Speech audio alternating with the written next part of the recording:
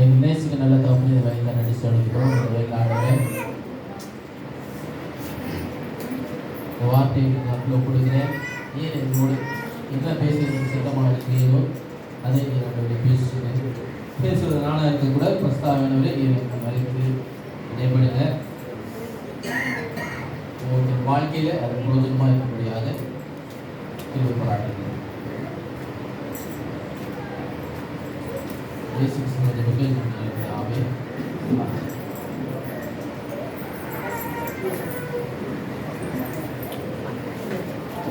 தேவன் எதை துவங்கினாரோ அதை முடிக்க வல்லவராக இருக்கிறார்.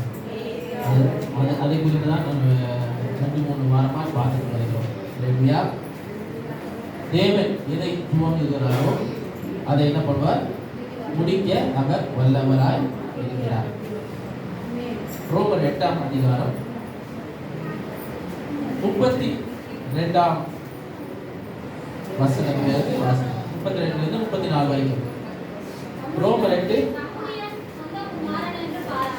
தம்முடைய சொந்த குமாரன் என்று பாராமல்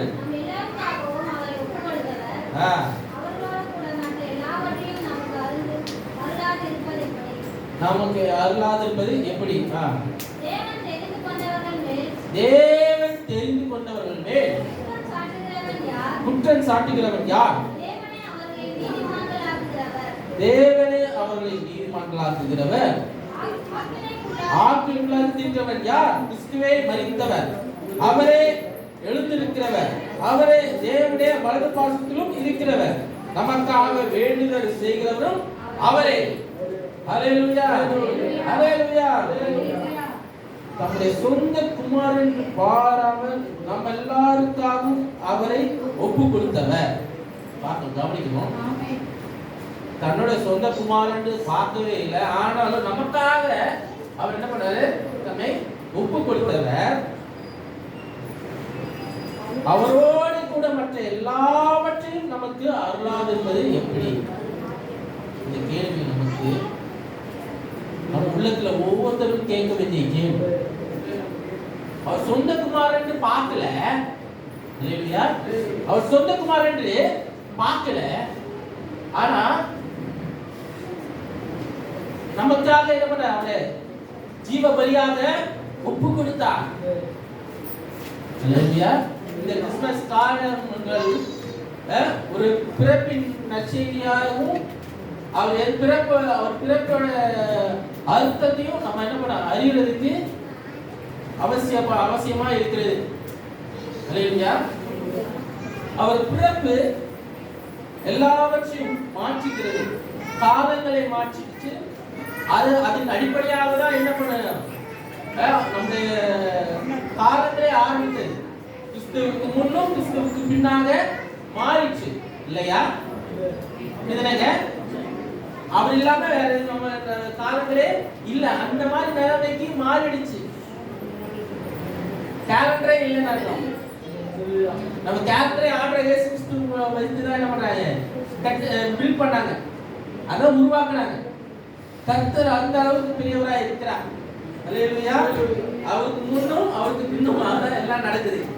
அவர் இல்லாம வேற எங்கேயும் இல்லவே இல்லை. கிறிஸ்து இல்லாம வேற எதுவுமே இல்லை.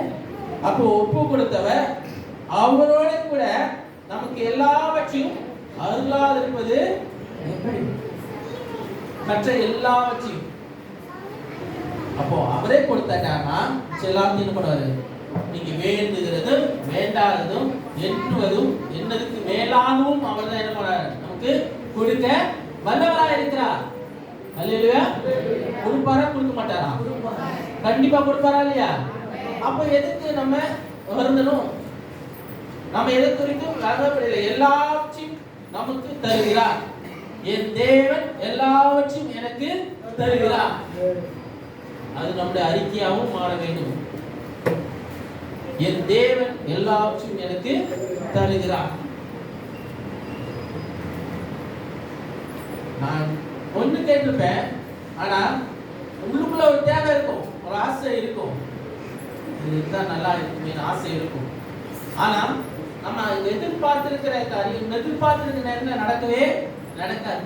எதிர்பாராத நேரத்தில் நடக்குதுதான் அற்புதம். அற்புதம் உங்க வாழ்க்கையில் நடக்கணும்னா, அதிசயம் உங்க வாழ்க்கையில் நடக்கணும்னா, அவர் சித்தத்தின்படி நடந்தா மாத்திரம் தான் என்ன நடக்கவே ஒழிய நம்ம நினைத்தபடி நடக்கணும்னு நினைச்சா முடியவே முடியாது.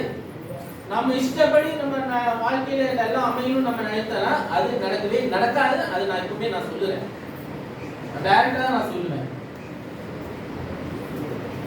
எல்லாவற்றையும் ஆண்டவர் நம்ம வாழ்க்கையில அவர் சித்தப்படி இதுவரைக்கும் நடந்து கொண்டு இருக்கிறார். அவருக்கு என்ன கொடுக்கணுமோ எப்போ கொடுக்கணுமோ நல்லா தெரியும். பரிசுத்தாவியானவருக்கு நல்லா தெரியும். பரிசுத்தாவியானவர் எல்லா இடத்துலயும் இருக்கிறார். உங்களுக்குள்ளால இருக்கிறார், உங்க சுற்றில இருக்கிறார். எல்லாவற்றையும் எல்லா கிரியைக்குள்ளாலும் அவர் என்ன பண்றார்? இருக்கிறார். அவர் சித்தமான கையினால் வாய்க்கும். அல்லேலூயா. எப்பொழுது யாருக்கு என்ன கொடுக்கணும்னு ஆண்டவர் எப்பொழுது கொடுத்தறாரோ அப்ப கண்டிப்பாக என்ன பண்ணார்? தருவார். சும்மா விட மாட்டார். யாரும் ஓரம் தர மாட்டார். அல்லேலூயா. சத்தியம் நமக்கு அந்த ஃபீல் இருக்கும். எனக்கு கிடைக்கலையே, எல்லாருக்கும் கிடைச்சிருச்சு, எனக்கு கிடைக்கலையே அப்படின்னு ஒரு ஃபீல் இருக்கலாம். மனுஷகுமார் இழந்து போனதை தேடவும் எச்சரிக்கவே வந்தார். அதுல வேற எதுக்கும் வரவே இல்லை. கரெக்டா இல்லையாங்க? இழந்து போனதை திருப்பி நமக்கு தரும்படியாக. கரெக்டா? அந்த ஃபீலிங் நமக்கு இருந்தாலும் இப்போ எனக்கு எதுவுமே கிடையாது, இப்போ எனக்கு எதுவுமே இல்லையே, எனக்கு பின்னாடி வந்தவன் எல்லாம் எனக்கு முன்னாடி போயிட்டு இருக்கானே, நான் இத்தனை வருஷமா நான் இருக்கிறேன், இத்தனை வருஷமா நான் காரியங்கள் செய்யறேன், எனக்கு இல்லையேன்னு ஒரு ஏக்கம் இருந்தாலும் ஆனா எப்போ ஆண்டவர் செய்வார் நமக்கு தெரியாது. யோசேப்புக்கு 30 வருஷம் ஆச்சு. ஹலோ, யோசேப்புக்கு 30 வருஷம் ஆச்சு. அடிமையா விற்கப்பட்டான். செல்ல பிள்ளை, அப்பாக்கு செல்ல பிள்ளை, அடிமையா விற்கப்பட்டா, வேலைக்காரனா மாறினான். திருப்பி குற்றம் செய்யாததுக்கு என்ன பண்ணா? சிறைசாலைக்கு போன, கைதியா மாறினான். அங்கேயும் வாய்ப்பு கேட்கலாம் நினைச்சான். யாரு? ஒரு மனுஷன் மூலமா வாய்ப்பு கேட்கலாம். எனக்கு ஒரு சான்ஸ் பாருங்க, நான் இது தப்பு பண்ணாம வந்தேன். பானபாத்திரக்காரன்ட்ட சான்ஸ் கேட்கறான். மனுஷன் கேட்கறான். மனுஷன் மூலமா உயர்வு வரும்னு நினைக்கிறான், மனுஷன் மூலமா விடுதலை வரும்னு நினைக்கிறான். கிடையாது. நம் தேவன் அப்படிப்பட்ட தேவன் இல்ல. மனுஷன் மூலமா செய்யறது தேவன் இல்ல. மனுஷனுக்குள்ளால ஷார்ட்கட் கொண்டு அவசியம் இல்ல. குறித்த நாளிலே குறித்த வேளையிலே எங்க இருந்து ஆர்டர் வரணுமா அங்க இருந்து வந்துச்சுங்க. அவன் வாழ்க்கையில பாதி நாள் என்ன பண்ணா? அடிமத்தனத்திலையும் சிறைச்சாலையில தான் என்ன பண்ணா? கழிச்சாரா இல்லையா? ஆனா அந்த உயர்வு வரும்போது ஒரு நாள்ல வச்சு பாருங்க, அப்படி தலை கீழே புரட்டி போச்சு இல்லையா? எங்கிருந்து அழைப்பு வந்து ராஜாவே டிஸ்டர்ப் பண்றாரு. ஒரு மனுஷனை உயர்த்தணும்னா யாரை டிஸ்டர்ப் பண்றாரு? பெரிய அதிகாரியே டிஸ்டர்ப் பண்றாரு. ஒரு தேசத்தின் அதிபதியே என்ன பண்றாரு? டிஸ்டர்ப் பண்றாரு. அந்த ராஜாவை பார்வோனை டிஸ்டர்ப் பண்றாரு. கனவு வர வைக்கிறாரு. கனவுக்கு அங்க இருக்கிற பெரிய ஆட்கள் எல்லாம் பிக்ஷாட்னு சொல்லிக்கிற ஆட்கள் எல்லாம் எதுவுமே விளக்க தெரியல. சரிட்டாங்க, எதுவுமே விளக்க தெரியல. ஆனா அந்த நேரத்துல அந்த பானபாத்திரக்காரருக்கு ஆண்டவர் என்னன்னு கொடுக்குறாரு? நாம் நினைச்ச டைம்ல கிடையாது. அவர் குறித்த நாளில உயர்வு வரும். அது ஒரு நாளில அல்ல, ஒரு நிமிஷம் அல்ல, எப்படி வேணா இருக்கலாம். ஆனா உயர்வு கண்டிப்பாக வரும். ஆனா மத்தவங்க புகழ்ற அளவுக்கு இல்ல, மத்தவங்க பேச்சுக்கு இல்ல. உங்களை ஆண்டவர் என்ன பண்றாரு? புகழ்ச்சியா வைக்கிறார். மத்தவங்க புகழ்ச்சி, நான் என்ன புகழ்ச்சி கிடையாதாப்பா அப்படின்னு சொல்றதுக்கு கிடையவே கிடையாது. நான் சில பேர் அதான் சொல்லுவாங்க, நான் இல்லைனா நீ வந்திருப்பியா, நான் இல்லைனா நீ வந்திருப்பியா. அந்த பேச்சுக்கு இடத்த கொடுக்கவே மாட்டார். உங்களை உயர்த்தணும்னா ஆண்டவர் உயர்த்துறார். என்னை உயர்த்தினா எந்த மனுஷன் என்னை உயர்த்தணும்னு அவசியம் இல்லை. என்னை குறித்து எதுவுமே கிடையாது. ஆண்டவர் என்ன உயர்த்திட்டோம். நிறைய பேர் சொல்றாங்க, நிறைய சஜஷன் தான் சொன்னாங்க. இந்த பாஸ்டர் போய் பாருங்க, இந்த பாஸ்டர்கிட்ட போய் இது பண்ணுங்க, ரெக்கமெண்ட் பண்ணுங்க, அவங்களுக்கு பிரயோஜனம் பண்ணுங்க. என்னை கூப்பிட்டா நான் போவேன். என்னை பாஸ்டர் வந்து நீங்கள் என்னை கூப்பிட்டீங்கன்னா மெசேஜ் கொடுங்க பாஸ்டர், எங்கள் சபையில் மெசேஜ் கொடுப்பீங்க பார்த்தா அப்போ நான் எங்கள் சபையில் அதை ஆர்டர் பண்ணிட்டு வருவேன். அதை தவிர்த்து நானே போயிட்டு வாய்ப்பு கேட்க மாட்டேன். எப்பொழுதும் அது பண்ண மாட்டேன், தப்பு பண்ண மாட்டேன். அது கையேந்திர மாதிரி ஆயிடும். நான் ஆண்டவரோட பண்ணுற உடன்படிக்கை அதுக்கு மீறுற மாதிரி ஆயிடும். இந்த வரைக்கும் அதுதான் நான் பண்ணிட்டு இருக்கேன். எதுவாக இருந்தாலும் சண்டே தான் கொஞ்சம் இது எப்படி இருந்தாலும் என்ன சூழ்நிலை சண்டை என் சபை எனக்கு ஆண்டு கொடுத்த சபை என் மக்கள் இங்கே நான் என்ன பண்ணணுமோ அது நான் பண்ணணும். அது அவங்க சபைக்கு அவங்க பாஸ்டர் இருக்கிறாங்க, அவங்களுக்கு என்ன பண்ணணுமோ அது அவங்க பண்ணுவாங்க. மற்ற சபைக்கெல்லாம் அவங்களுக்கு இருக்கிறாங்க, அவங்களுக்கு என்ன பண்ணுவாங்க அவங்க பண்ணுவாங்க. உயர்வு எப்போ வரும்னா கர்த்தர் தீர்மானிக்கும் போது வரும். அது ஒரு நிமிஷத்துல உங்க வாழ்க்கையை தலையில மாத்திடும். அல்லேலூயா. எண்ணுவதற்கு நினைப்பதற்கு மேலான காரியங்கள் ஆண்டவர் என்ன பண்ணுவாரு செய்வார். அல்லேலூயா அல்லேலூயா. எதை குறித்தும் நம்ம முகத்தை மாத்துறதோ நம்ம இது பண்றதோ அதெல்லாம் நமக்கு தேவையில்லை. சோர்ந்து போயிடுவோம். நம்ம நிறைய நேரத்தில் நம்ம சோர்வுக்குள்ளால போயிடுவோம். நம்ம முகமே மாறிடும். ஏன் நான் இவ்வளோ முயற்சி செய்கிறேன், எனக்கு ஏன் இந்த ரெகக்னிஷன் எனக்கு கிடைக்க மாட்டேங்குது, நான் எவ்வளவுதான் போறது, சோர்ந்துருவோம். வெயிட் பண்ணு, பொறுமையோட காத்திருங்க. காத்துக்கவன் புதுமலை அடைந்து கழுகு போல செட்டெடுத்து போயிற. அவன் ஓடினாலும் இளைப்படையான், அதுவும் சோர்வடையான். யார் பலத்தினாலும் நீங்க ஓடிட்டீங்க. அல்லேலூயா. அந்த மாதிரி நிலைமை அதை முடிப்பார், செய்து முடிக்கிற தேவன். எதை ஆரம்பிக்கிறாரோ அதை என்ன பண்ணுவார், செய்து முடிப்பார். வாக்கு பண்ணி இருக்கிறாரு. எப்போ யோசேப்புக்கு எப்போ வாக்கு பண்ணாரு, அவன் கனவுல எப்போ கொடுத்தாரு, 12 வயசுல, சின்ன வயசுல, பிஞ்சி வயசுல, ஒண்ணும் தெரியாத வயசுல. அவங்க எல்லா வைக்கோல் கட்டிகள் என்ன பண்ணும், அரிக்கட்டிகள் என்ன பண்ணும், மடங்குச்சு. 12 அரிக்கட்டுல ஒரு கட்டு மாத்திரம் இருந்துட்டு எல்லாம் மிச்சம் 11 எல்லாம் இருந்துச்சு. எனக்கு வணங்குச்சின்னு ஒரு கனவு வந்துச்சு. இன்னொரு கனவு வந்துச்சு, 12 நட்சத்திரம் சூரியனும் சந்திரனும் எனக்கு வணங்குச்சு. பண்ணாரா இல்லையா, செய்தாரா இல்லையா? அது 30 வயசு 30 வருஷம் என்ன பண்ணும், காத்திருக்கணும். காத்திருக்கிற வேண்டிய வரும், இழைக்க பண்ணும், உடம்பை இழைக்க பண்ணும். ஆனா முடிவில் அது ஜீவ விருட்சம் போல உங்களுக்கு இருக்கும். அல்லேலூயா அல்லேலூயா. ஆதியாகமம் 22ஆம் அதிகாரத்துல இங்கே தகன பலியாக ஆண்டவர் என்ன பண்றாரு, ஈசாக்கு என்ன பண்றாரு கேட்கிறார். அவருக்கு தெரியும் அவர் மேல அன்பா இருக்கிற இதை அது எப்படி ஆகும், இதை இந்த காரியம் முடிந்ததுக்கு அப்புறம் அப்படின்னு ஆரம்பிக்குது. 22ஆம் அதிகாரத்துல 1ஆம் வசனம் அப்படிதான் ஆரம்பிக்குது. நடந்த பின்பு சோதித்தார். எப்படி எனில் 14 வரைக்கும் நம்ம வாசிக்க போறோம்.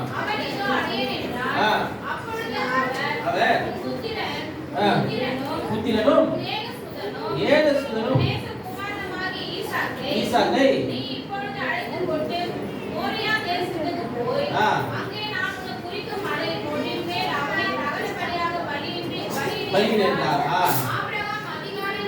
எழுந்து இங்க கொஞ்சம் கவனிக்கணும். அவன் எந்த கம்ப்ளைண்டும் பண்ணல. ஆண்டவர்கிட்ட போராடினா, நீங்க எதுக்கு கேட்குறீங்க பிள்ளைகள் எதுவுமே கேட்கல. ஏன் இது மாதிரி செஞ்சு ஆண்டவர் அவன் எதுவுமே கேட்கல, யார்கிட்ட எது பேசணும் பேசல. ஆனா அந்த விசுவாசம், ஆண்டு மேல இருக்கிற விசுவாசம், அந்த அன்பு எப்படிப்பட்டதா இருக்குன்னா வைராக்கியம். அப்படிப்பட்ட ஒரு வைராக்கியம் எப்படி இருக்குன்னா எதுவுமே பேசல. அடுத்த நாளே அதிகாலையில என்ன பண்ண இருந்துச்சு, போக ஆரம்பிச்சார். 3 நாள் பிரயாணம் பண்றாங்க. இப்போ வாசிங்க.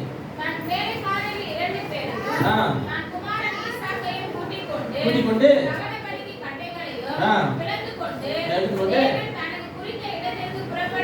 போனான். 3ஆம் நாளில் தூரத்திலே அந்த இடத்தை கண்டான். அப்பொழுது ஆபிரகாம் தன் வேலைக்காரரை நோக்கி, நீங்கள் கழுதையை நிறுத்தி இங்கே காத்திருங்கள். நானும் பிள்ளையானாலும் அவ்விடம் மட்டும் போய் திரும்பி வருவோம் என்றார். விசுவாசம் பாருங்க. ஆண்டவர் என்ன சொன்னாரு, ஜகன பலியா உன் பிள்ளை எனக்கு தா என்று அவரை சோதிக்க முடியாதான் பண்ணாரு. அவன் டெஸ்ட் பண்ண உண்மையில பலின்னு சொல்லிட்டு சொல்லல, அவனை சோதிக்கும்படியாக சொன்னார். என் மேல எவ்வளவு அன்பா இருக்கிறான் என்று அவனை சோதிக்கும்படியாக சொன்னார். அவன் பிள்ளைய கொடுப்பானா எனக்காக, எனக்கு அந்த அளவு இருக்குதா, அதை டெஸ்ட் பண்ண முடியாத கேட்டுக்க மாட்டாரு. இல்லைன்னா கூட நோட் சொன்னா கூட அவர் எதுவும் சொல்லியிருக்க மாட்டார். புரியுதா? நம்ம தேவன் அப்படிப்பட்ட தூவலான தேவன் கிடையாது, ரொம்ப கடினமான தேவன் அல்ல. அல்லேலூயா. அவர் மென்மையான தேவன். அது எதுக்குன்னா அவன் என் மேல குமாரனை விட என் மேல அவ்வளவு அன்பா இருக்கிறையா. பிள்ளை வந்துச்சு, 100 வயசுல பிள்ளை கொடுத்தாரு. அவ்வளவு இருந்தது, 100 வயசுல பிள்ளை கொடுத்தாரு. அதான் இன்னைக்கு பாருங்க, எனக்கு எப்படி எல்லாம் ஒரு மெசேஜ் வருவாங்க, சங்கீத பாகத்துக்கு ஏற்ற மாதிரி மெசேஜ் வருவாங்க. மலடியான இது என்ன பண்றாரு, பிள்ளை தாச்சி ஆக்குற. சாராளுக்கு 90 வயசு, சாராளுக்கு 90 வயசு. அதுல அப்பவும் பிள்ளைய அவங்க ஆண்டவர் கரு செத்து போயிடுச்சுன்றாரு. கரு செத்து போயிருந்தது கூட என்ன பண்ண நினைக்கல, இது பண்ணல. ஆனாலும் அந்த இடத்துல ஆண்டவர் என்ன பண்ணாரு, கருவை உயிர்ப்பிக்க வச்சார். ஆண்டவர் என்னை நகைக்க பண்ணினார் என்று சொல்லி ஈசாக்கு பேர் இருக்காரு. இந்த வயதான காலத்துல அந்த ஈசாக்கோட பேர் என்ன, தேவன் என்ன பண்ணாரு, நகைக்க பண்ணினார். கர்ப்பம் செத்து போனது கூட என்ன பண்ணல, அது பத்தி நினைக்கவே இல்லை. ஆனாலும் அந்த செத்து போன இது உயிர்ப்பிக்க அவர் வல்லவராய் இருக்கிறார். ஆண்டவர் சித்தமான என்ன காரியம்னா செய்ய முடியும், எந்த இடத்துல எப்படி சூழ்நிலை ஆனாலும் எப்படி வேணாலும் பண்ண முடியும், அவர் சார்பா மாற்ற முடியும். இந்த இடத்துல அப்படிப்பட்ட பிள்ளைய ஆண்டவர் என்ன பண்ணாரு, தகவல் வழியா எனக்கு கொடு என்று என்ன பண்ணாரு, எனக்கு பலியாக கொடு. கொடுத்தவரு அவருக்கு எப்படிப்பட்ட விசுவாசம், கர்த்தர் இந்த பிள்ளை எனக்கு கொடுத்தாரு, 100 வயசுல கொடுத்தாரு, இதுக்கப்புறம் கூட இந்த பிள்ளை இல்லைன்னா கூட இன்னொரு பிள்ளையோட எனக்கு என்ன பண்ணாரு, கொடுக்காமலால முடியும். அந்த விசுவாசம் இருந்தது. அதனால எதுவுமே பேசல, யார்கிட்ட எதுவும் சொல்லல. வேலைக்காரட்ட கூட நம்ம சொல்லல. ஆனா விசுவாசம் எப்படி சொன்னா, வேலைக்காரட்ட என்ன சொன்னா, நாம போய் வழி செலுத்திட்டு தொழுதுட்டு நாங்க திருப்பி என்ன பண்ணுவோம், நாங்க வருவோம் தான் சொன்னோம். நான் வருவேன்னு சொல்லவே இல்லை. அந்த விசுவாசம் இருக்கு. ஆண்டவர் என் பிள்ளைய என்ன பண்ண மாட்டார், என் கை விட்டு போக விட மாட்டேன். ஆனாலும் அவர் கேட்கிறார், நான் கொடுக்குறேன். அல்லேலூயா. தகவல் வழியா கொடுத்தாலும் திருப்பி உயிர் பெற்று வர வைக்க அவரால் முடியும். அல்லேலூயா, அல்லேலூயா. ஆண்டவர் சொல்ற காரியம் என்ன, அதான் இங்க ஆபிரகாமோட விசுவாசத்தையும் ஆண்டவர் சொல்றாரு. பாக்குறாரு, வாசிங்க. ஆபிரகாம் தகன பலிக்கு கட்டைகளை எடுத்து தன் குமாரனாகிய ஈசாக்கின் மேல் வைத்து தன் கையிலே நெருப்பையும் கத்தியையும் எடுத்துக்கொண்டார். இருவரும் கூடி போனார்கள். அப்பொழுது ஈசாக்கு தகப்பனாகிய ஆபிரகாமை நோக்கி, என் தகப்பனே என்றான். அவன், என் மகனே இதோ இருக்கிறேன் என்றான். அப்பொழுது அவன், இதோ நெருப்பும் கட்டையும் இருக்கிறது, தகன பலிக்கு ஆட்டுக்குட்டி எங்கே என்றான். அதற்கு ஆபிரகாம், என் மகனே, தேவன் தனக்கு தகன பலிக்கான ஆட்டுக்குட்டியை பார்த்துக் கொள்வார். அல்லேலூயா. தகன பலிக்கான ஆட்டுக்குட்டியை பார்த்துக் கொள்வார் என்றார். இருவரும் கூடி போய் தேவன் அவனுக்கு சொல்லியிருந்த இடத்துக்கு வந்தார்கள். அங்கே ஆபிரகாம் ஒரு பலிபீடத்தை உண்டாக்கி கட்டைகளை அடுக்கி தன் குமாரனாகிய ஈசாக்கை கட்டி அந்த பலிபீடத்தில் அடுக்கிய கட்டைகள் மேல் அவனை கிடத்தினான். இப்ப பாருங்க, ஈசாக்கு கூட நகர்ந்து ஓடி இருக்கலாம். ஈசாக்கு கூட ஓடி இருக்கலாம், நகர்ந்து ஓடி இருக்கலாம். ஆனா அவங்க எதுவுமே என்ன பண்ணல, அவனை என்ன பண்றாங்க, வாய் மூடிட்டு படுத்துட்டான். கட்ட வைக்கிறான், கையில கட்ட வைக்கிறான். அவனை என்ன பண்றான், அவனும் தன்னை கொடுத்துட்டான், ஆண்டு ஒப்பு கொடுத்துட்டான். ஈசாக்கோட இதையும் நிலைமையும் பார்க்கலாம். ஈசாக்கு எதுவுமே பண்ணல. கர்த்தர் எல்லாவற்றையும் பார்த்துக் கொள்வார். அல்லேலூயா. கர்த்தர் எல்லாவற்றையும் பார்த்துக் கொள்வார். அதுதான் மெயினான காரியம். இங்க கவனிக்கணும். வாசிங்க. அப்பொழுது கர்த்தர் வெட்டும்படிக்கு கையை நீட்டி கத்தியை எடுத்தான். அப்பொழுது கர்த்தருடைய தூதனானவன் வானத்திலிருந்து ஆபிரகாமே என்று கூப்பிட்டார். அவன் இதோ அடியேன் என்றான். அப்பொழுது அவர் பிள்ளையாண்டான் மேல் உன் கையை போடாதே, கையை போடாதே, அவனுக்கு ஒன்றும் செய்யாதே, நீ அவனை உன் புத்திரன் என்றும் நீ அவருடைய புத்திரன் என்றும் ஏகசுதன் என்று பாராமல் எனக்காக ஒப்பு கொடுத்தபடியினால் தேவனுக்கு பயப்படுகிறேன் என்று நீ தேவனுக்கு பயப்படுகிறது என்று ஹalleluya. இங்க கவனிக்கணும். நீங்க முந்தைய வசனம் ரோமர் 8ஆம் அதிகாரத்துல நீங்க பாத்தீங்க. அவர் என்ன சொல்றாரு? தன்னோட புத்திரனை ஏது சொல்லி பாராமல் நமக்காக என்ன பண்ண ஜீவ பலியாக ஒப்பு கொடுத்தாரு. ஆனா இங்க ஒப்பு கொடுக்கிற அளவுக்கு போனாலும் அவர் ஒப்பு கொடுக்க விடவில்லை. ஹalleluya. ஆபிரகாமை ஒப்பு கொடுக்க விடவே இல்லை. ஈசாக் பலியா ஒப்பு கொடுக்க இல்லை. ஆனா அதுக்கு பதிலாக ஒரு ஆளை என்ன பண்றாரு? அங்க வைக்கிறார். வாசிங்க. ஆபிரகாம் தன் கண்களை ஏறெடுத்து பார்க்கும்போது இதோ பின்னாக புதரிலே தன் கொம்புகள் சிக்கிக் கொண்டிருந்த ஒரு ஆட்டுக்குட்டியை கண்டார். அப்பொழுது ஆபிரகாம் போய் கடாவை பிடித்து அதை தன் குமாரனுக்கு பதிலாக தகன பலியிட்டான். ஆபிரகாம் அந்த இடத்துக்கு யெகோவா-ஈரே என்று பெயரிட்டார். அதனாலே கர்த்தருடைய பர்வதத்திலே பார்த்து கொள்ளப்படும் என்று சொல்லப்பட்டு வருகிறது. ஹalleluya. யெகோவா-ஈரே என்று சொல்லும்போது கர்த்தருடைய பர்வதத்தை எல்லாம் பார்த்து கொள்ளப்படும். ஹalleluya. இப்போ ஆபிரகாம் விசுவாசம் பாருங்க. அவன் ஈசா கேட்டான். ஆட்டுக்குட்டி இல்ல, கட்டை இருக்குது, நெருப்பு இருக்குது, ஆட்டுக்குட்டி இல்ல, ஆடு இல்லையே, பலி செலுத்த ஆடு இல்லையே. ஆடுக்குரிய காரியங்கள் ஆண்டவர் என்ன பண்ணுவாரு? பார்த்து கொள்வார். அந்த விசுவாசத்தின் வழியாக அப்படியே ஆயிடுச்சு. ஆண்டவர் பார்த்துக் கொள்வார். அவர் என்ன நியமித்தாரோ அது கண்டிப்பாக என்ன செய்து முடிப்பார். விசுவாசத்தின்படி ஆக கடவுள் என்ன விசுவாசிக்கிறோ அது கண்டிப்பாக நடக்கும். அது நல்லதுக்காக இருக்கட்டும், கெட்டதுக்காக இருக்கட்டும். உண்மையில அதுதான். எனக்கு என் லைஃபுக்கு இப்படிதான், என்னை யாரும் கண்டுக்கல, இப்படிதான் போயிடும், இதே போயிடும் அப்படியே நம்ம நினைச்சோம்னா அப்படியே தான் போகும். அதான் சொல்றேன், விசுவாசப்படி ஆக கடவுள் இல்ல, என் லைஃப் இப்படி கிடையாது, என் தேவன் என் கூட இருக்கிறாரு, என்னை மேன்மைப்படுத்துவாரு. எந்த சூழ்நிலை வந்தாலும் நான் மரண இல்லில் பள்ளத்தாக்கி புல்லாப்புக்கு பயப்படி தேவன் என்னோடு கூட இருக்கிறீர், உன் தோல் தடிமனை ஏற்றும்.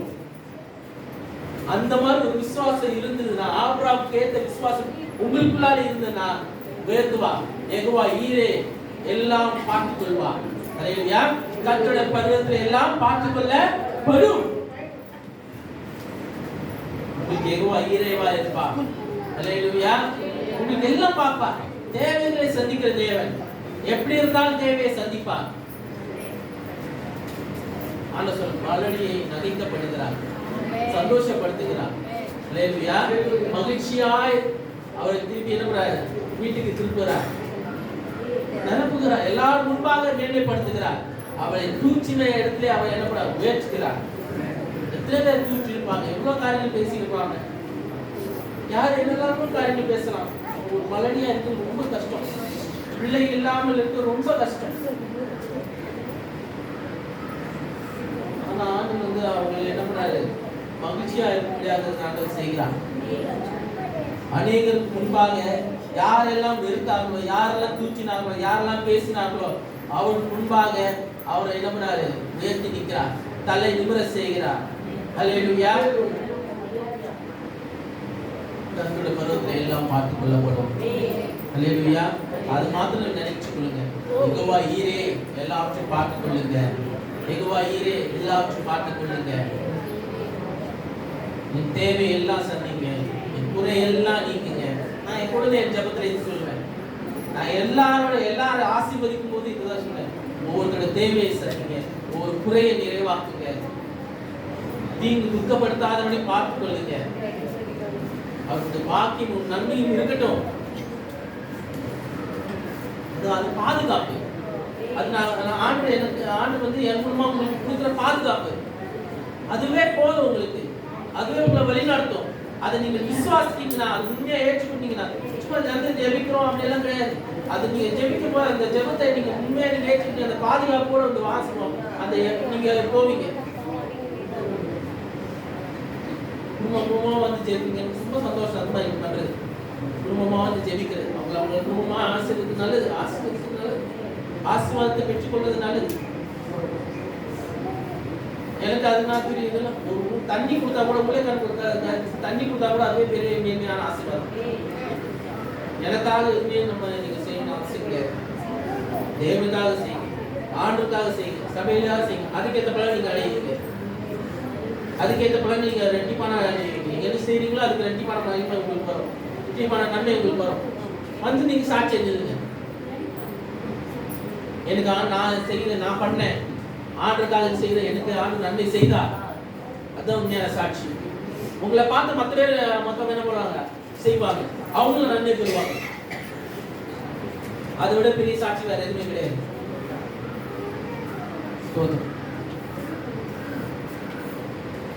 மல்கியா புஸ்தகம் 3ஆம் அதிகாரம்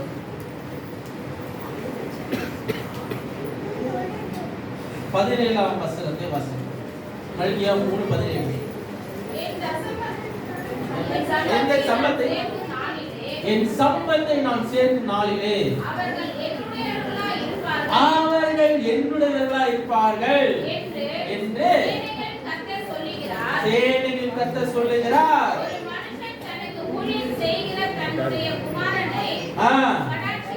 கடாட்சிக்கிறது போல நான் அவர்களை கடாட்சிப்பேன். அல்லேலூயா. இந்த ஆங்கிலத்துல ரெண்டு விதமான காரியங்கள் பேசப்படுகிறது. என் சம்பத்தை நான் எப்பொழுது சேர்க்கும் நாளிலே, என் சம்பத்தை நான் என்ன பண்ணேன், சேர்க்கும் நாளிலே அவர்கள் என்ன பண்ண என்னுடையவர்களா இருப்பார்கள்.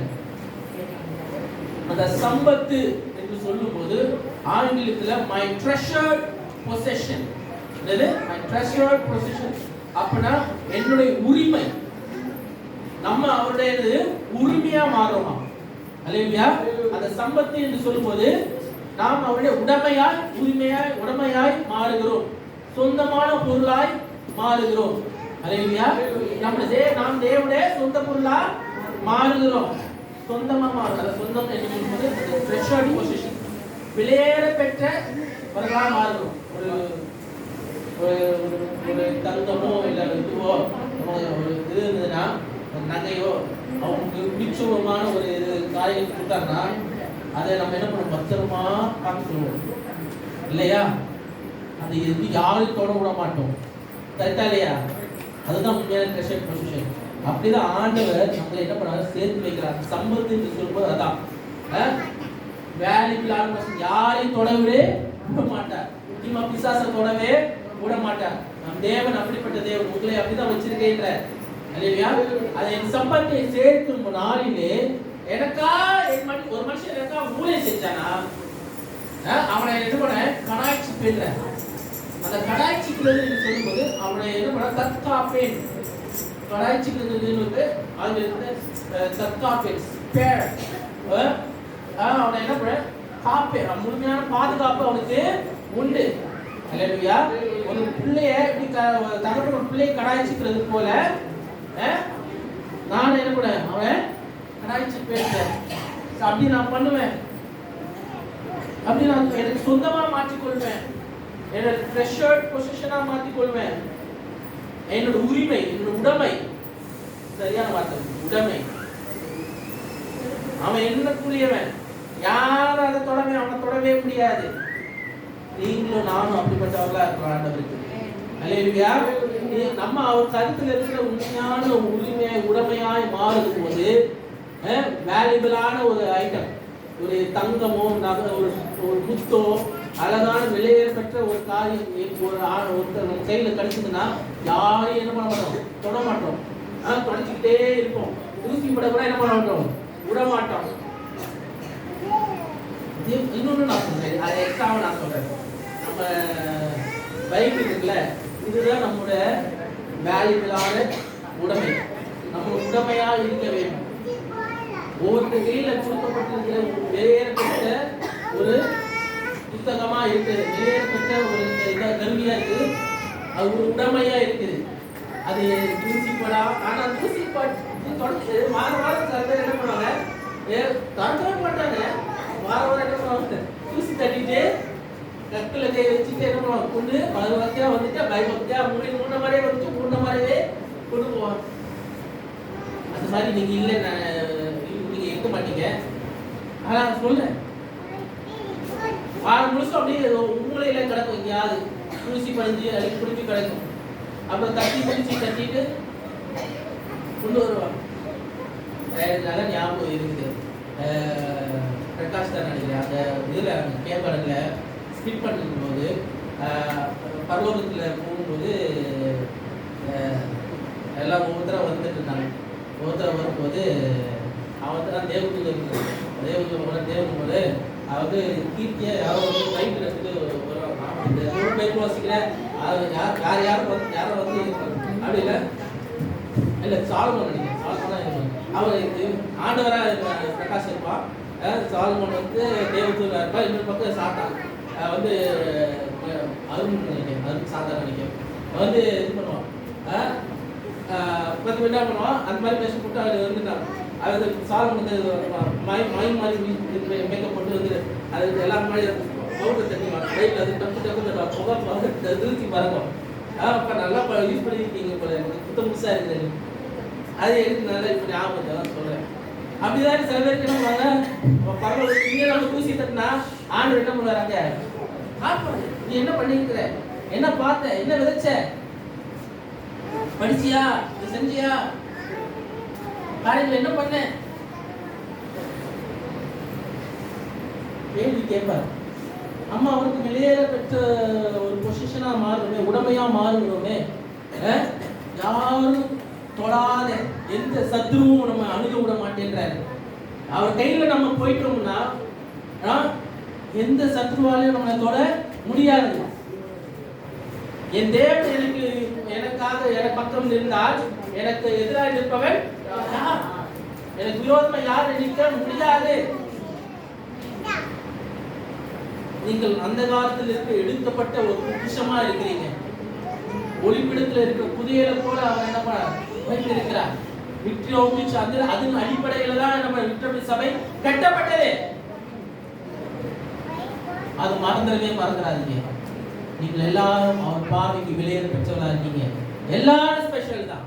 ஒருத்தருக்கு இந்த மாதிரி ட்ரீட்மெண்ட் கிடையவே கிடையாது. எல்லாருக்கும் ஒரே ட்ரீட்மெண்ட் தான். எல்லாரும் ஒரே மாதிரி தான். அவர்களுக்கு ஆவிக்கு ஏற்றபடி பலன் தான் வரும். கிரியைக்கு ஏற்ற பலன் கண்டிப்பாக உண்டு. யாரும் வெறுமையா போக விடவே மாட்டா. அல்லேலூயா. நம்ம வந்து வெளியே பார்க்கிறோம், நம்ம நிறைய பேர் வெளியே பார்க்கிறோம். நம்ம உள்ளால ஆராய்ந்து பார்க்கணும். அதுதான் முக்கியமான ஒரு காரியம். நம்ம உள்ளான மனுஷனை ஆராய்ந்து பார்க்கும்போது தான் தெரியும் எங்க விதத்துல நம்ம தவறுகிறோம், எந்த விதத்துல நம்ம இம்பேலன்ஸா இருக்கு லைஃப். நம்ம லைஃப் பேலன்ஸ் பண்ணுவோம். நம்ம ஆவிக்குரிய காரியத்திலே நம்ம என்ன பண்ணுவோம், பேலன்ஸா இருந்தா அடுத்தடுத்த காரியங்கள் என்ன பண்ணுவோம், முன்னாடி போக முடியும். ஆண்டவரோட முக்கியமா பரிசுத்த ஆவியானவரோடு இருக்கிற காரியம் ஐக்கியம் அவசியம். அது நம்ம ஜனவரியிலிருந்து ஒரு போதனை நான் பரிசுத்த ஆவியானவரை குறித்து போதனை ஆரம்பிக்க போறேன். அது எப்பவுமே நான் உங்களுக்கு தெரிவிப்பேன். நான் சொல்ல வேண்டாம் பரவாயில்ல, அது ஒரு போகும். அது எவ்வளவு தூரம் போகுதோ ஆண்டவர் கொண்டு போவார். பரிசுத்த குறித்து அறியது அவசியம். அதை பற்றி நீங்கள் இன்னும் டீப்பா ஞாயிற்றுக்கிழமைகளே நீங்கள் என்ன கற்றுக்கொள்வீங்க வந்து அது. ஏன்னா திரியக தேவன்ல அவங்க ஒருத்தர்.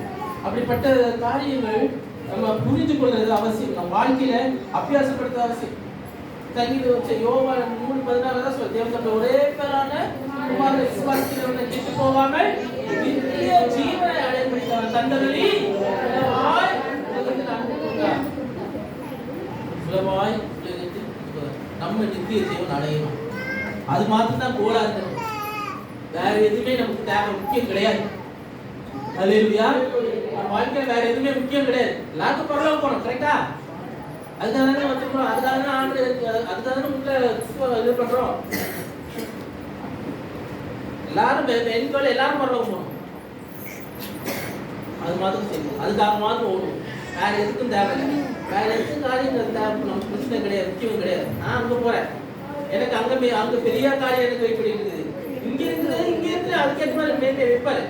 இங்க என்ன பண்ணணுமோ அதுக்கேற்ற மாதிரி எனக்கு செஞ்சா அதுக்கேற்ற மாதிரி மேன்மை வரும். ஆனா இதை விட நான் பெரிய மேன்மை எனக்கு வேணும். பெரிய மேன்மை வேணும். அதை விட எனக்கு பெரிய காரியம் எதுவுமே கிடையாது. என் தேவன் எனக்கு வைத்திருக்கிற காரியத்தோட பெரிய காரியம் எதுவுமே கிடையாது. இங்கேயும் சரி அங்கேயும் சரி எல்லா இடத்துலையும் அவர் என்ன மேன்மை வைப்பார். அவர் என் பக்கத்தில் இருக்கும்போது எனக்காக எனக்கு எதிராக இருப்பவன் யார்?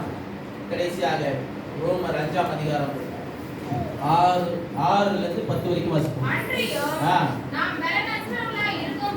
நாம் பலனற்றவர்களா இருக்கும்போது இந்த காலத்தில் அக்கிரமக்காரருக்காக மரித்தார். அரிது மரிக்க துணிவான்.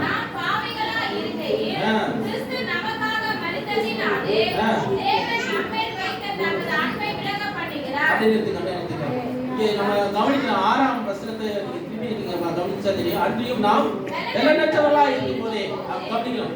நம்ம பலனற்றவர்களா இருக்கும் போது நம்ம இப்போ நம்ம எல்லாம் பலம் உள்ளவர்களா இருக்கீங்களா? இப்போ எல்லாம் பலம் உள்ளவர். சரீர பலத்தை குறித்து பேசல, நான் சொல்றேன் ஆவிக்குரிய பலனை குறித்து பேசுறோம்.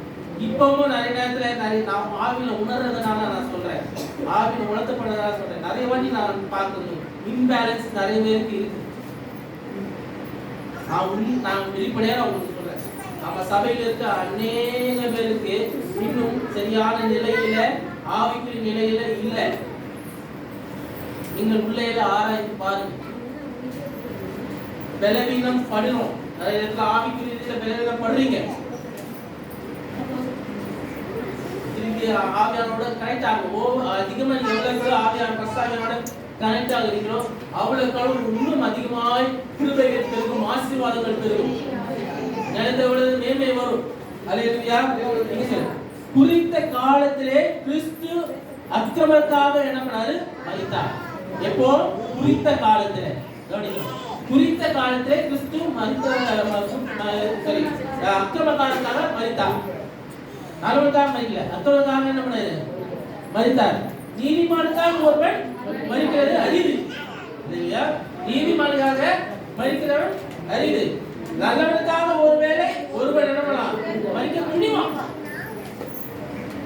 துணிஞ்சு நிற்பான். நல்லவன் எப்படி படிக்கலாம் சொல்லிட்டு முன்னாடி போய் நிற்பான். ஆனா அவனோட லைஃப் அவன் பார்ப்பான். மெயினா கரெக்டா இல்லையா? துணிவான ஒளியா அவன் என்ன பண்ண மாட்டான், முன்னாடி வர முன்னாடி நிற்பான். ஆனா என்ன பண்ணுவான், அவன் லைஃப் அப்போ கண்படை வந்து நிற்கும் போது அவனைதான் என்ன பண்ணுவான், பார்த்து போடுவான். எல்லாரும் அவனோட வயசுல பார்த்து போடுவாங்க. அதனால எப்பவும் நான் சொல்லுங்க, ஒத்தாசை அங்கிருந்தான் பார்க்கணும்.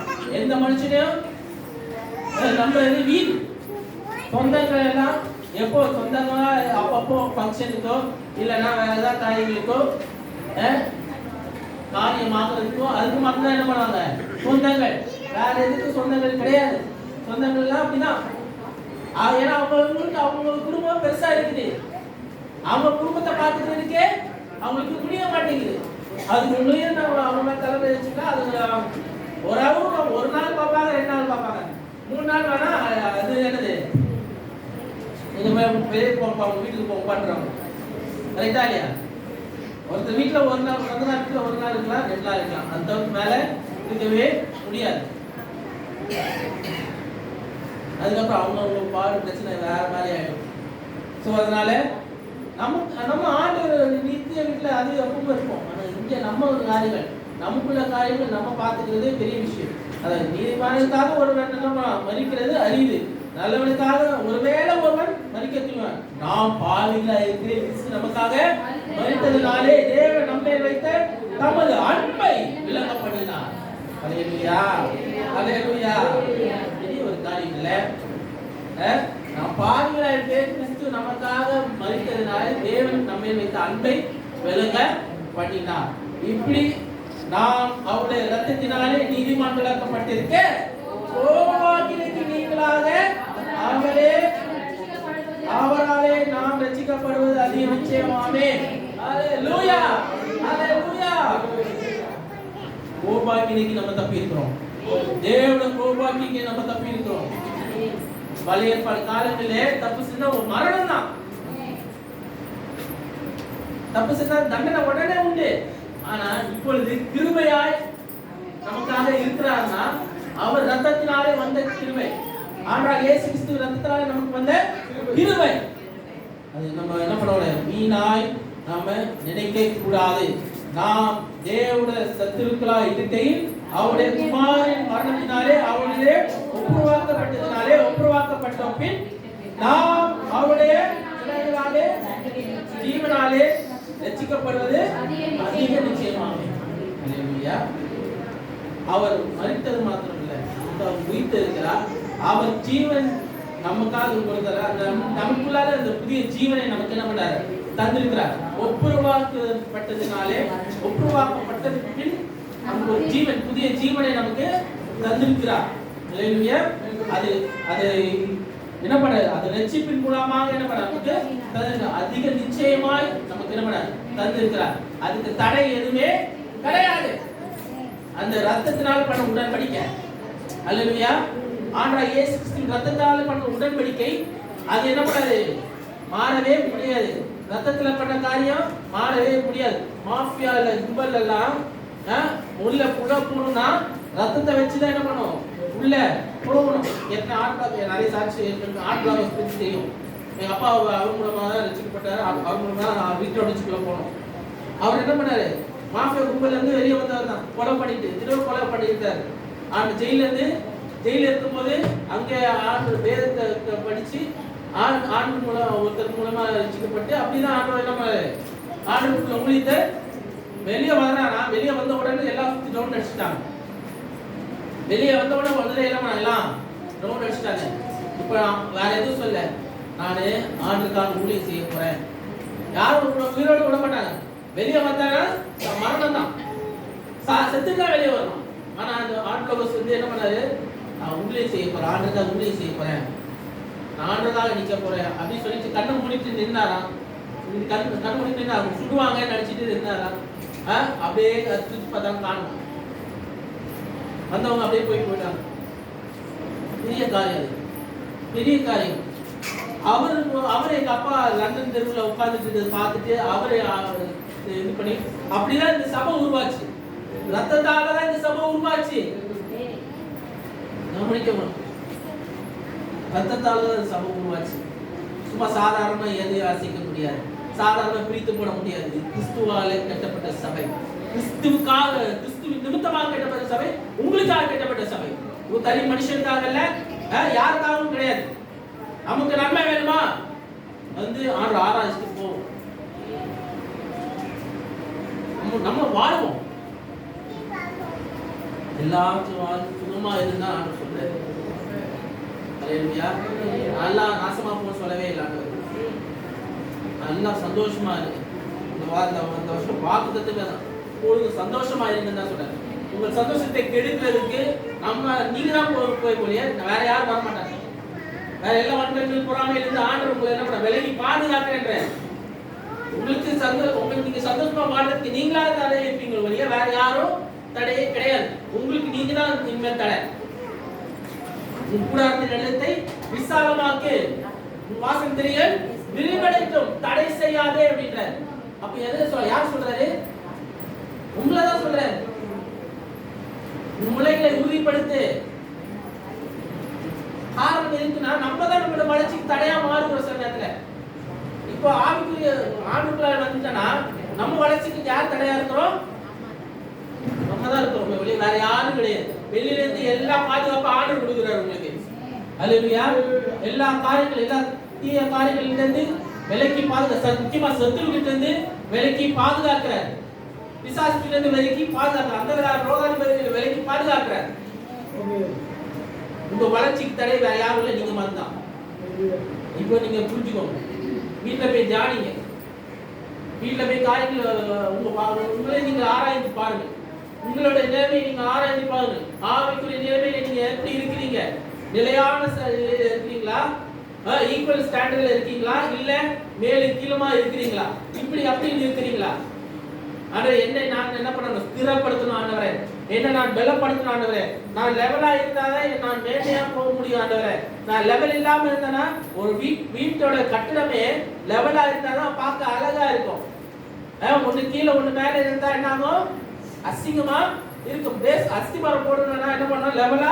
லெவல் பண்ணிட்டு தானே என்ன போடுவாங்க, கரெக்டா இல்லையா?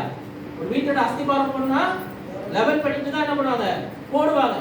ஒண்ணு கீழே ஒண்ணு மேல போட்டா என்ன ஆகும்? வீடு சீக்கிரமா போயிடும், சீக்கிரமா பழுது அடைஞ்சிடும். அதே போலதான் உங்க வாழ்க்கை, ஆவிக்குரிய வாழ்க்கை சரி, எல்லாம் சரி, அந்த லெவலா இருக்கணும். ஆவிக்குரிய நிலையில் லெவல் படுங்க. ஆண்டவர் நீங்க வீட்டு போய் நீங்க கேளுங்க, ஃபர்ஸ்ட் அவன்கிட்ட கேளுங்க, ஆண்டவரே நான் ஆண்டவரே நிலையா இருக்கிறேன் ஆண்டவரே. என்ன சின்ன சின்ன காரியங்கள், சின்ன சின்ன பொறாமைகள், சின்ன சின்ன எதுவா இருக்கட்டும், பேச்சுகள், சின்ன சின்ன வாயிலிருந்து வர பேச்சுகள், உள்ளுக்குள்ள இருக்கிற கசப்புகள், உள்ளுக்குள்ள இருக்கிற காரியங்கள் எதுவா இருந்தாலும் அது என்னை விட்டு நீக்குங்க ஆண்டவரே. வாயத்திற்கு கேட்டாதான் ஆண்டவர் செய்வார். அவர் துவங்கினதை அவர் முடிப்பார். அவர் சித்தம் வைத்ததை அவர் சித்தத்தை விட்டு என்ன பண்ணுவார்? மாறவே மாட்டார். உங்க வாழ்க்கையில உயர்வு வரும்னா கண்டிப்பா வரும். நீங்க முதல்ல நீங்க நிலையா இருக்கணும். அல்லேலூயா. உங்க நிலையை நீங்க பார்த்துக் கொள்ளுங்க. சத்த பெரிய காரியம் சேவை தங்களை முடி ஜெபிப்போம். சோதரம் சோதரிக்கிறோம் ஆண்டவரே, பிதாவே துதிக்கிறோம், சோதரிக்கிறோம், கிருபை நிறைந்தவரே துதிக்கிறோம். இந்த வேலைக்கான அனுசரித்திருக்கிற தாவே, இந்த வேலையிலே ஆண்டவரே கேட்ட வார்த்தைக்காக நன்றி ஆண்டவரே. நாங்கள் ஆண்டவரே இதன்படியாக எங்கள் வாழ்க்கையை நாங்கள் கெட்டும்படியாக நீ கிருபை பாராட்டிங்க. நீர் துவங்கின காரியம் நீர் முடிக்க மகமாகிறீர். சித்தமான இந்த கருத்தினால் வாய்ப்பு என்று சொல்லியிருக்கிறேன் கர்த்தாவே. அதில் நீர் அப்படி செய்யுங்க, அற்புதமாக செய்யுங்க கர்த்தாவே. இந்த கிறிஸ்துமஸ் காலங்களிலே ஒரு குறை இல்லாமல் நடத்துங்கானவை ஒவ்வொருத்தருக்கும் தேவையை சந்திங்க, கூட இருந்து பாதுகாத்துக் கொள்ளுங்க. உங்களோட பலன் பூர்ணமாய் விளக்கு பாராட்டுங்க. எல்லாவற்றும் முடிந்து நடத்துங்கானவை உங்களோட பிரசனத்தை நாங்கள் அன்று வாங்கிக்கிறோம். அன்று கிருபை தாங்க தப்பிக்கிட்டு கர்த்தாவே. கூட இருந்து பலப்படுத்துங்க. பெரிய பெரிய காரியம் செய்யுங்க. துதி கனம் எல்லாம் செலுத்துகிறேன். இப்ராஹிம் நான் ஜெபிக்கிறேன் நல்ல பிதாவே, ஆமென். நாத்துமாவே கர்த்தரை